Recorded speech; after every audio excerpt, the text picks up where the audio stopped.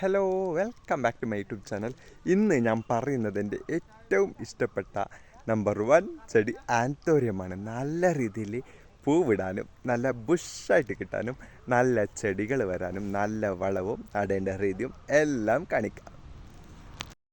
വീടിൻ്റെ ഏറ്റവും ബാക്ക് സൈഡായിട്ട് ഞാൻ സെറ്റ് ചെയ്തത് ആന്തോറിയമിനെ കേട്ടോ.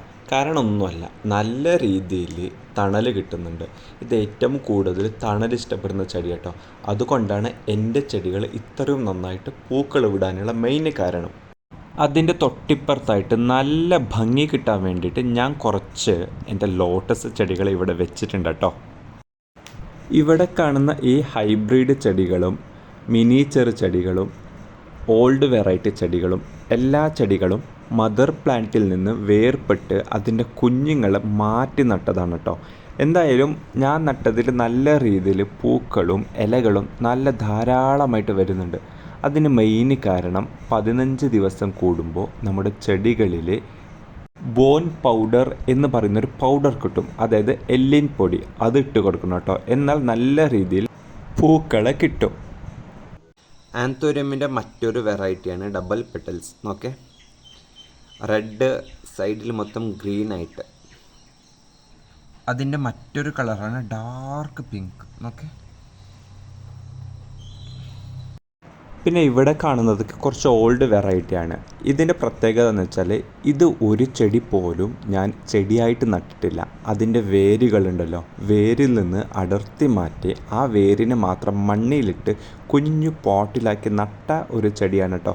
എല്ലാം സിംഗിളായിട്ട് നല്ല രീതിയിൽ തന്നെ കിട്ടിയിട്ടുണ്ട് എനിക്ക്. അപ്പോൾ ഇവിടെ കാണുന്നതൊക്കെ ഓൾഡ് വെറൈറ്റിയും ഏറ്റവും പഴയ ചെടികളാണ്. ഇത് കാണുമ്പോൾ തന്നെ അറിയാലോ എത്രത്തോളം പഴക്കമുണ്ട് ഈ ചെടികൾക്കെന്ന്.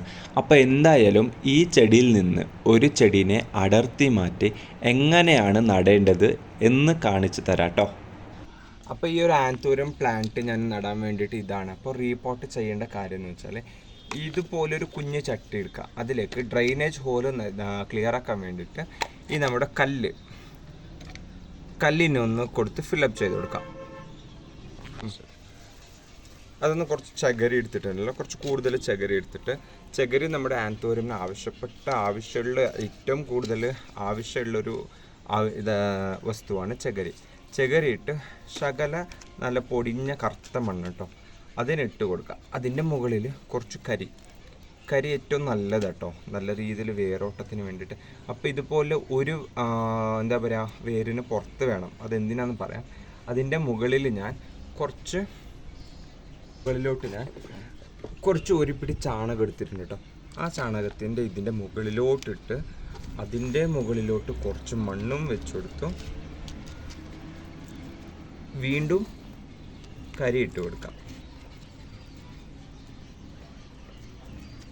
ഇത്രയും ആയിക്കഴിഞ്ഞതിന് ശേഷം നമ്മുടെ വേര് ഇവിടെ ഉണ്ട് കേട്ടോ.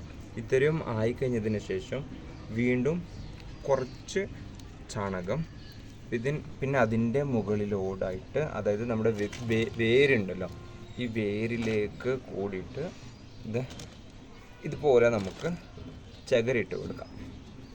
അപ്പം നല്ല പൂക്കളും കിട്ടും, നല്ല രീതിയിൽ ചെടി വളരും. ഇങ്ങനെയാണ് കേട്ടോ ഞാൻ ചെയ്യുന്ന റീപോർട്ട്.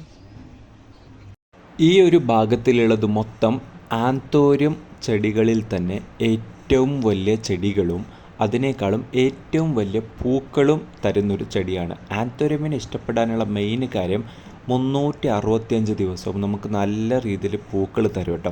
അപ്പോൾ എന്തായാലും ഈ ഒരു കുഞ്ഞു വീഡിയോ ഇഷ്ടപ്പെട്ടെന്ന് വിചാരിക്കുന്നു. ഇഷ്ടപ്പെട്ടാൽ ലൈക്ക് ചെയ്യണേ, ഷെയർ ചെയ്യണേ, സബ്സ്ക്രൈബ് ചെയ്യണം.